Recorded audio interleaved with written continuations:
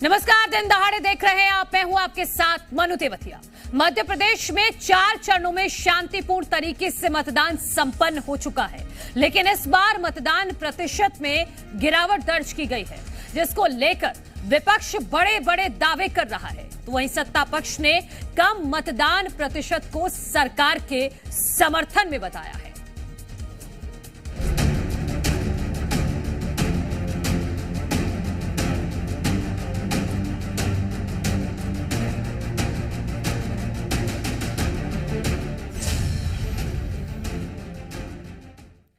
तो मध्य प्रदेश में 2019 के मुकाबले इस बार करीब 4% मतदान कम हुआ है, लेकिन 2014 के मुकाबले वोट प्रतिशत 5% से अब भी ज्यादा है। वोट प्रतिशत घटने पर कांग्रेस का दावा यह है कि जनता में सत्ता पक्ष के खिलाफ गुस्सा है, इसीलिए वोटिंग परसेंटेज में गिरावट आई है। लोगों को सरकार के वादों पर भरोसा नहीं है और इसीलिए वोट देने के लिए नहीं आए।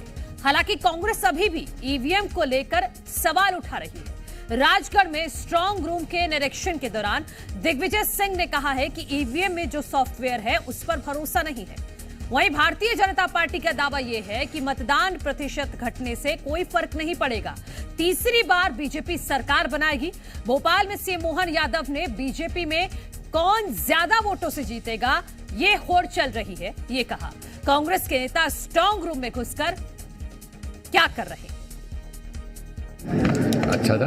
आज चौथे चरण की वोटिंग चल रही है, क्या उम्मीद जता रहे हैं मतदान प्रतिशत इस बार भी बढ़ेगा? बात ये है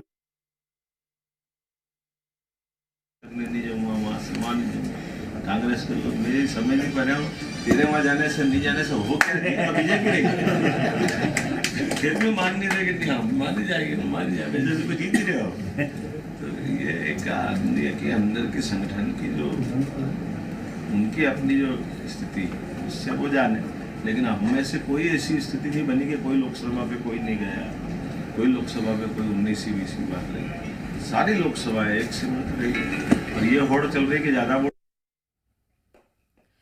तो घटा मतदान, किसका नुकसान, आज इसी का करेंगे हम विश्लेषण, क्योंकि दोनों ही पार्टियों के अपने अपने दावे हैं। भारतीय जनता पार्टी की तरफ से क्लीन स्वीप का दावा है, तो कांग्रेस ये कह रही है कि इस बार 2019 से बेहतर नतीजे कांग्रेस के पक्ष में आने वाले हैं। आज इसी को लेकर करेंगे चर्चा। मेहमान हमारे साथ जुड़ गए हैं, उनका परिचय आपसे करा देते हैं। वरिष्ठ पत्रकार सुरेश शर्मा जी हमारे साथ हैं। भारतीय जनता पार्टी का पक्ष रखने के लिए वंदना त्रिपाठी जी हैं और कांग्रेस का पक्ष रखने के लिए रोशनी यादव जी हमारे साथ जुड़ेंगी। आप दोनों बहुत बहुत स्वागत है। सुरेश शर्मा जी, मैं आपसे शुरुआत करूंगी और विश्लेषण 2014, 2019, 2024 का करते हैं, क्योंकि 2014 में 61%, 2019 में 71.12%, तो 2024 में 66.77%। 2019 से कम है, 2014 से ज्यादा है। और यह महत्वपूर्ण इसलिए हो जाता है क्योंकि 2014 में भारतीय जनता पार्टी की सरकार आई और उसके बाद अब यह तीसरा टर्म है जब मतदान प्रतिशत 2019 के मुकाबले घटा है। इसका कैसे विश्लेषण करेंगे आप सुरेश जी? देखिए, मैं पहले दिन से एक बात कह रहा हूं कि मध्य प्रदेश में मतदान कम नहीं हुआ है। ये एक आंकड़ेबाजी है कि हम 3%, 4% लगभग कहते हैं कि 2019 की तुलना में कम हुआ है। हाँ। तो आंकड़ों में तो हमें ये कम दिखाई लेगा, लेकिन सरकमस्टांसेस के हिसाब से मध्य प्रदेश में मतदान पर्याप्त हुआ है।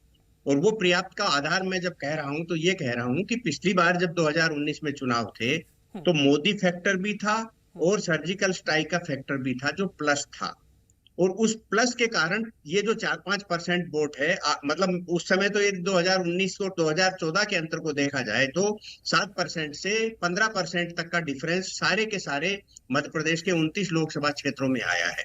तो वो था पर्टिकुलरली एक सरकमस्टांसेस का, एक बड़े घटनाक्रम का। तो उसको यदि हम इधर उधर करके सोचते हैं और मोदी फैक्टर को साथ रख करके चलते हैं, हाँ। 2014 के से तुलनात्मक रूप से, क्योंकि उस समय मोदी लहर कहा गया था, हम सब लोग खबरें लिखते थे तो इस समय ये कहते थे कि मोदी लहर चल रही है। तो मोदी लहर में जितना मतदान हुआ था मैं इस वक्त सीधी तस्वीरें ये वाराणसी से प्रधानमंत्री नरेंद्र मोदी जब अपना नॉमिनेशन फाइल करने पहुंचे हैं उस दौरान की ये तस्वीरें हैं, और यहां पर प्रस्तावक भी मौजूद हैं और सीएम योगी आदित्यनाथ को भी आप देख सकते हैं यहां पर मौजूद है। प्रधानमंत्री के जो प्रस्तावक हैं उसमें पंडित गणेश्वर शास्त्री, उन्होंने ही अयोध्या में राम मंदिर के प्राण प्रतिष्ठा का शुभ मुहूर्त निकाला था। ये ब्राह्मण समाज से आते हैं। बैजनाथ पटेल भी हैं जो प्रधानमंत्री के प्रस्तावक हैं। इस बार ओबीसी समाज से आते हैं और संघ के पुराने और समर्पित कार्यकर्ता बताए जाते हैं। लालचंद कुशवाहा ये भी ओबीसी बिरादरी से आते हैं और संजय सोनकर ये दलित समाज से आते हैं। ये प्रधानमंत्री मोदी के 4 प्रस्तावक हैं और ये अंदर की तस्वीरें हैं, उस वक्त की तस्वीरें हैं जब प्रधानमंत्री नरेंद्र मोदी ने अपना नॉमिनेशन फाइल किया है। वाराणसी से ये सीधी तस्वीरें आपको दिखा रहे हैं। हालांकि नॉमिनेशन फाइल कर चुके हैं, अब से थोड़ी देर पहले की तस्वीरें 11:40 के लगभग का टाइम था जब प्रधानमंत्री नरेंद्र मोदी ने अपना नॉमिनेशन फाइल किया। उसी दौरान की तस्वीरें में और इससे पहले गंगा पूजन भी किया। प्रतिज्ञा करता हूं कि मैं विधि द्वारा स्थापित भारत के संविधान प्रति सच्ची श्रद्धा और निष्ठा रखूंगा और मैं भारत की प्रभुता और अखंडता अक्षुण्ण रखूंगा। तो प्रधानमंत्री नरेंद्र मोदी ने जब नॉमिनेशन फाइल किया तो उस दौरान की ये तस्वीरें हम आपको दिखा रहे हैं। तीसरी बार नॉमिनेशन प्रधानमंत्री नरेंद्र मोदी की तरफ से वाराणसी में फाइल किया गया है और वाराणसी की जनता भी इसको लेकर बहुत ज्यादा एक्साइटेड है। जो पहले हमने तस्वीरों में भी देखा है कि एक अलग ही उत्साह प्रधानमंत्री को लेकर वहां की जनता में रहता है और जो प्रस्तावक हैं उनके साथ आप देखिए कि किस तरह से बातचीत करते हुए आगे बढ़ रहे हैं प्रधानमंत्री नरेंद्र मोदी। और सभी के समर्थन से प्रधानमंत्री नरेंद्र मोदी ने तीसरी बार वाराणसी से नॉमिनेशन फाइल कर दिया है, क्योंकि यहां पर जो आखिरी चरण है 1 जून को, उस दौरान चुनाव होने हैं और उससे पहले नॉमिनेशन की प्रक्रिया को प्रधानमंत्री नरेंद्र मोदी ने पूरा कर दिया है। प्रधानमंत्री के अलावा कई ऐसे उम्मीदवार हैं जो यहां से चुनावी मैदान में है, लेकिन यहां पर वाराणसी में कोई चुनौती प्रधानमंत्री के लिए दिखाई नहीं देती है। हालांकि 2014 में जरूर, क्योंकि पहली बार जब वो उतरे और एक नया क्षेत्र था, जब जरूर चुनौती थी, लेकिन उसके बाद प्रधानमंत्री नरेंद्र मोदी ने कभी मुड़कर नहीं देखा।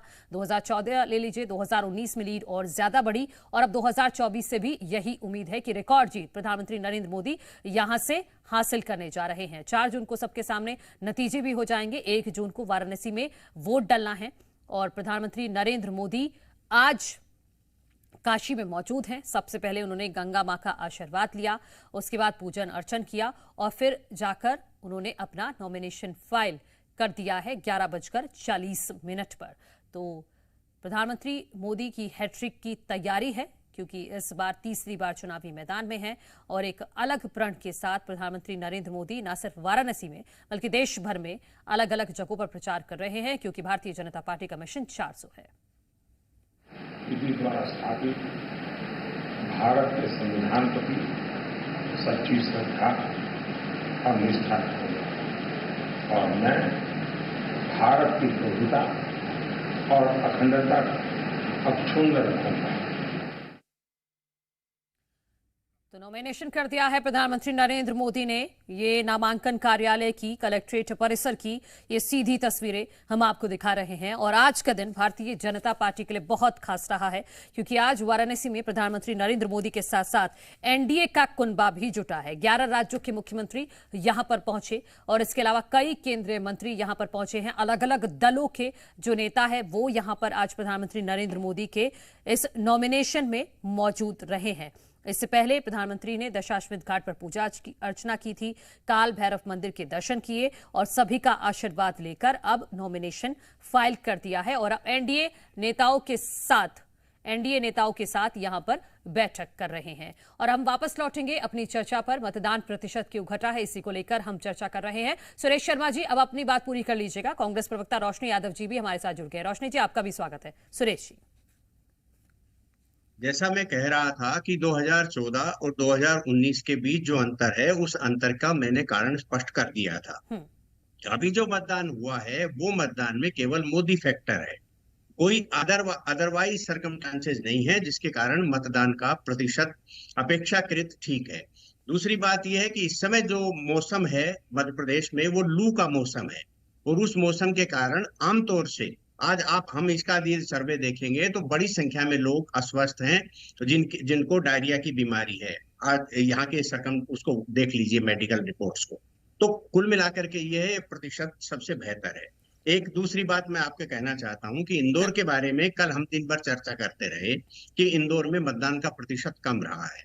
तो आप ये देख लीजिए कि इंदौर में 2014 में 62.25% का 62.125 का था, और अभी 61.75 जो है वो मध्य प्रदेश में इंदौर के अंदर मतदान हुआ है। तो जो जहां एक कैंडिडेट है, विपक्ष का कैंडिडेट नहीं है, वहां यदि 61% पहुंच जाता है, यानी 61.75%, तो उसको हम कम नहीं कह सकते। एक मैं बस राजनीतिक टिप्पणी करके मैं अवसर दे रहा हूं दूसरे साथी को। जब हम दोपहर में 2 बजे चर्चा कर रहे थे, तब उस समय इंदौर का जो मत प्रतिशत था वो था 48.04%। उससे थोड़ी सी देर पहले का था 38.60%। ये चर्चा चल गई थी कि इंदौर में लोगों का इंटरेस्ट नहीं है। मुझे ये जानकारी आई, फोन भी आया, अनेकों लोगों के फोन आए इंदौर से, तो उन्होंने कहा कि कैलाश विजयवर्गीय सहित भाजपा के नेताओं ने अपील की है, ये शाम तक मत प्रतिशत बढ़ जाएगा, और मत प्रतिशत बढ़ा है। इसका अभिप्राय ये है कि मत प्रतिशत बढ़ाने में किन की भूमिका है। मैं ये संदेश भर देना चाहता हूं कि किन की भूमिका ज्यादा है। तो मुझे ये लगता है कि जो 2 चरण में मतदान कम हुआ और जो बढ़ा, उसके पीछे की भूमिका इन्हीं की है। नहीं, लेकिन आपने सुरेश शर्मा जी एक जो बात कही है कि मोदी फैक्टर इस बार भी रहा है, तो इसका मतलब क्या है कि भारतीय जनता पार्टी का वोटर निकला है, कांग्रेस का नहीं निकला? छोटे सी टिप्पणी इस पर कीजिए, फिर मैं रोशनी यादव जी को लाती हूँ। निश्चित रूप से मोदी फैक्टर चुनाव में है। कांग्रेस तो 2 चरण के बाद उसे ये महसूस हुआ है कि इस चुनाव में एंट्री की जा सकती है। ये बहुत ऐसी टिप्पणी है कि मैं अपनी आलोचना स्वीकार करूंगा, लेकिन वास्तविकता ये है कि आज भी कांग्रेस का नेतृत्व ये कहने की स्थिति में नहीं है कि वो सरकार बनाने के लिए चुनाव लड़ रहा है। आज भी यदि डिबेट हो रही है तो 400 आएगी या नहीं आएगी, इस पर देश की पॉलिटिक्स डिबेट कर रही है, देश की लीडरशिप डिबेट कर रही है। इसका अभिप्राय ये स्पष्ट है कि मोदी फैक्टर है, मोदी को लोग मतदान कर रहे हैं। ये बहुत साफ टीवी, आप भी यदि किसी से सवाल पूछोगे अगले चरण में कहीं भी, तो वो आपको यही जवाब मिलेगा। रोशनी यादव जी, ये कांग्रेस पर आरोप लग रहा है कि पहले 2 चरणों में तो आप इतने सुस्त रहे कि आपने कोई ना उम्मीद खुद दिखाई, ना आपके वोटर्स बाहर निकले, वो नतीजों में दिखता है। और दूसरे बाकी के 2 चरणों में भी आपकी तरफ से इस तरह से प्रोत्साहित नहीं किया गया लोगों को कि जाइए वोट डालिए, आपके खुद के वोटर्स को। देखिए, ये भारतीय जनता पार्टी इस तरह का आरोप मुझे लगता है कि ये उचित नहीं है, क्योंकि किस पार्टी की, किस दल की क्या राजनीति है, किस तरह की स्ट्रेटेजी है, तो वो वही पार्टी जान सकती है और हमारी पार्टी जान सकती है। लेकिन जब से कांग्रेस का मोर्चा और अध्यक्ष जीतू पटवारी जी हुए, उसके बाद से लगातार हम लोग जमीन पे संघर्ष करते नजर आए, कार्यकर्ता भी बाहर निकले। अनुमान लगाने को तो ये भी लगाया जा सकता है कि जो भारतीय जनता पार्टी लगातार ये कहती रही कि मोदी है तो मुमकिन है, और मोदी जहां से एक बार गुजर जाते हैं वहां वोटों की बरसात हो जाती है, तो वो बरसात पहले चरण में और दूसरे चरण के परसेंटेज में क्यों नजर नहीं आई? आज पूरे देश में, चाहे वो प्रदेश की सरकार हो, चाहे केंद्र की सरकार हो, आप देखें कि युवाओं में, महिलाओं में, जो गरीब वर्ग है, किसान है, व्यापारी है, सब में एक नाराजगी बनी है, और वो नाराजगी प्रदेश में और केंद्र में दोनों तरफ नजर आ रही है। इसलिए ये वोटिंग परसेंटेज लगातार घटा है। नहीं, अगर आप कह रही हैं कि नाराजगी है, तो फिर तो आपके पक्ष वाले तो निकलते ना, आपके पक्ष वाले फिर ज्यादा निकलते, क्योंकि वो उनसे नाराज है, आपसे नाराज थोड़ी है।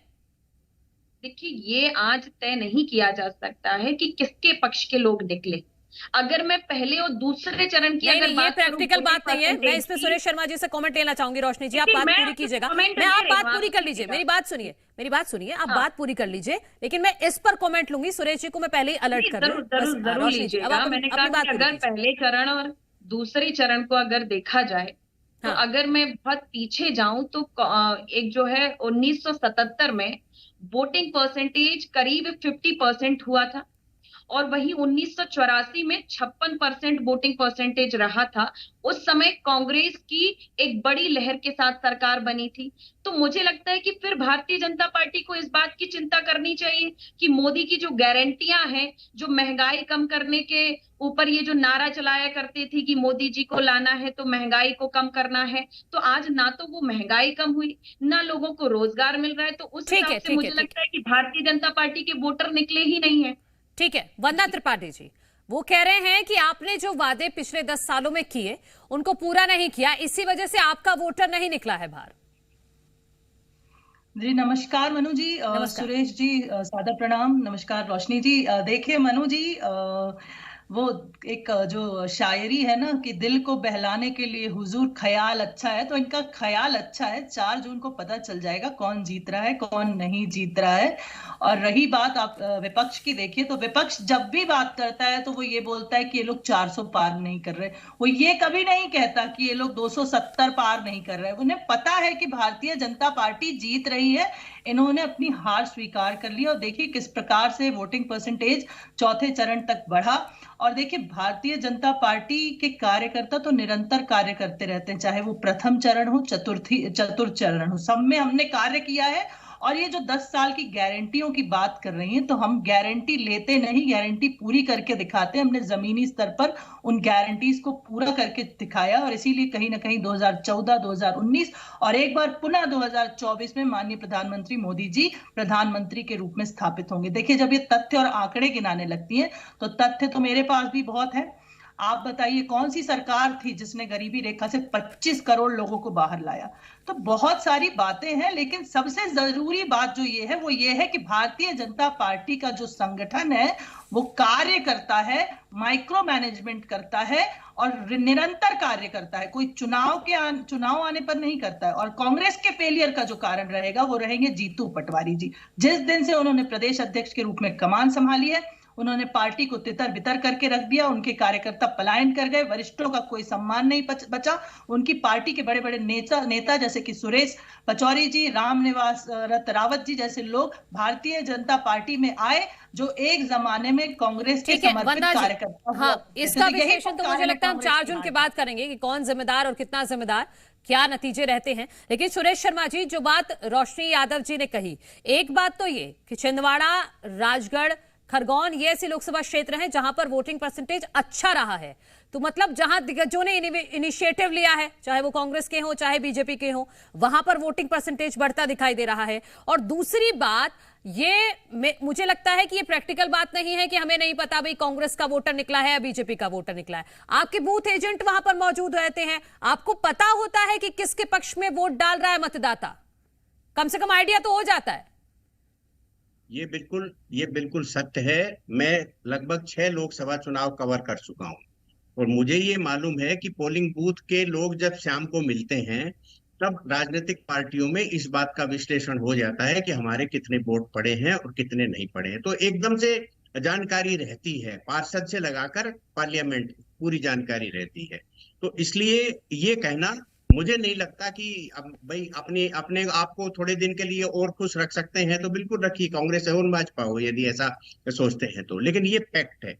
एक बात मैं महंगाई को लेकर के टिप्पणी करना चाहता हूं जिस पर आमतौर से चर्चा होती है। मैंने पिछले दिनों जो है इस बारे में कुछ डाटाज निकाले तो हिंदुस्तान के अंदर मुद्रास्फीति की दर जो है वो 5.34 रही और शहरी क्षेत्रों में वो 4.78% रही, यानी ग्रामीण अंचल में 0.56% मुद्रास्फीति की दर रही है। लेकिन 2020 से लगाकर 2023 के बीच में जो वेतन वृद्धि है वो 10% रही है। यानी कि आप इससे कल्पना कर सकते हैं कि मुद्रास्फीति की जो दर है उससे वेतन वृद्धि की दर जो है वो 2 गुना रही है। इसलिए महंगाई के बारे में जब चर्चा करते हैं तो लोगों का रिएक्शन नहीं आता। रिएक्शन कब आता है? जब आपकी जेब खाली हो जाती है महंगाई के संबंध में, तब आता है। इंदौर के बारे में मैं इस पे ज्यादा देर न रह करके, इंदौर के बारे में जब हम विचार करते हैं तो हम केवल ये विचार करते हैं कि एक कैंडिडेट को वापस कराया गया, तरीका सही था या गलत था, उसके ऊपर प्रतिक्रियाओं तक हम सीमित रह जाते हैं। लेकिन इसके साथ हमें इस बात पर भी मंथन करना पड़ेगा कि वो कांग्रेस के माननीय प्रदेश अध्यक्ष का भी वो क्षेत्र है, राऊ से वो माननीय विधायक रहे हैं अनेकों बार। तो ऐसी स्थिति में यदि उनके क्षेत्र का विधायक प्रत्याशी जो है वो चला जाता है, वो चाहे डरा करके धमका करके, तो आप उसे प्रोटेक्शन क्यों नहीं दे पाए? इस सवाल का भी उस गलत तरीके से नाम विड्रॉ कराने के तौर तरीके को के साथ ये भी ध्यान में रखना पड़ेगा कि प्रदेश अध्यक्ष के लोकसभा क्षेत्र का एक जो प्रत्याशी है वो चला गया, उसको प्रोटेक्शन नहीं दिया पाया। तो ये एक बड़ी चीज है जो राजनीति में लंबे समय तक डिस्कस और लंबे समय तक सोच का विषय रहेगी। रोशनी जी, इंदौर में आपने नोटा का प्रचार किया, उसकी तो स्थिति यहां पर बनती दिखाई नहीं दे रही। वोटिंग परसेंटेज अच्छा रहा है कंपैरेटिवली, लेकिन आपकी तरफ से हार जीत बाद में है, लेकिन बड़े नेताओं की तरफ से अपने अपने क्षेत्र में तो वोटिंग परसेंटेज बढ़ाने पर ध्यान दिया गया है, लेकिन बाकी जगहों का क्या? देखिए, अगर हम हाल ही चौथे चरण पे ही जाकर बात करें तो आपको भी पता है कि इंदौर मध्य प्रदेश की बिल्कुल हॉट सीटों में रहा और लगातार आप देख रहे थे कि जब 48% था, बड़ा ही चिंता का विषय था और इस बात का जवाब इंदौर ने दिया है। अगर हम बाकी 7 लोकसभा सीटों को देखें तो आप देखें कि खरगोन और मंदसौर ये ज्यादा वोटिंग परसेंटेज रहा, चाहे वो उज्जैन की मैं बात करूं जहां से एक बहुत बड़ा चेहरा इस प्रदेश के मुख्यमंत्री का भाजपा नेतृत्व करते हैं, मुख्यमंत्री के चेहरे के रूप में। आप देखें कि बाकी जो वोटिंग परसेंटेज रहा जिन जिन लोकसभा का, मुझे लगता है कि उसके कंपेयर में उज्जैन का 70 तक ही पहुंचा अगर बाकी का आंकड़ा देखा जाए, और इंदौर का भी दृश्य देखा।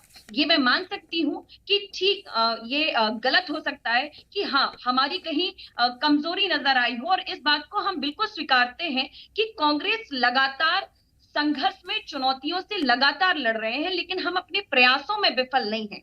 हम कार्यकर्ताओं को मजबूती भी प्रदान कर रहे हैं, हम बूथ तक भी पहुंचे हैं और वो बूथ तक जाकर अपनी बात भी रखी, अपने न्यायों के हमारे ठीक है रोशनी यादव जी, क्योंकि वक्त की कमी है, मैं रोक रही हूँ आपको। मैं वंदना जी से जवाब ले लेती हूँ। वंदना जी बस लास्ट कमेंट। देखिए रोशनी जी एक बात मुझे पूछना है कि ऐसी कौन सी मजबूरी आ जाती है कि जिसमें आप नोटा के प्रचार पर चले जाते हैं और आप एक प्रत्याशी जो निर्दलीय लड़ रहा है उसको समर्थन क्यों नहीं प्रदान कर सकते? आप 2 प्रदेश अध्यक्षों को देख लीजिए, एक विष्णुदत्त शर्मा जी हमारे माननीय यशस्वी प्रदेश अध्यक्ष, एक इनके प्रदेश अध्यक्ष जीतू पटवारी जी। आज विष्णुदत्त शर्मा जी की वजह से भारतीय जनता पार्टी प्रत्येक 64,529 बूथों पर मजबूत हुई है। उन्होंने हारे हुए बूथों का विश्लेषण किया और बूथ बूथ पर मोदी अभियान चलाया। ये उनका माइक्रो मैनेजमेंट है। एक तरफ है इनके प्रदेश अध्यक्ष जीतू पटवारी जी जो अपनी ही सीट के प्रत्याशी को नहीं रोक पाए दूसरे दल में जाने से। तो कहीं ना कहीं आप कंपैरिजन कर लीजिए कि लीडरशिप फेलियर एक बहुत ठीक है। वंदना जी, इस पर चर्चा करेंगे हम 4 जून को। फिलहाल मैं आपको माफी के साथ रोक रही हूं, इतना ही वक्त था। वंदना जी, रोशनी जी और सुरेश जी, आप सभी का बहुत बहुत शुक्रिया इस चर्चा में शामिल होने के लिए। तो मतदान प्रतिशत में जरूर गिरावट दिखती है, लेकिन क्या मध्य प्रदेश में साइलेंट वोटर्स ने किसके पक्ष में दिया है वोट, ये हम समझेंगे और जानेंगे 4 जून को, क्योंकि चुनाव मतलब जी मध्य प्रदेश छत्तीसगढ़।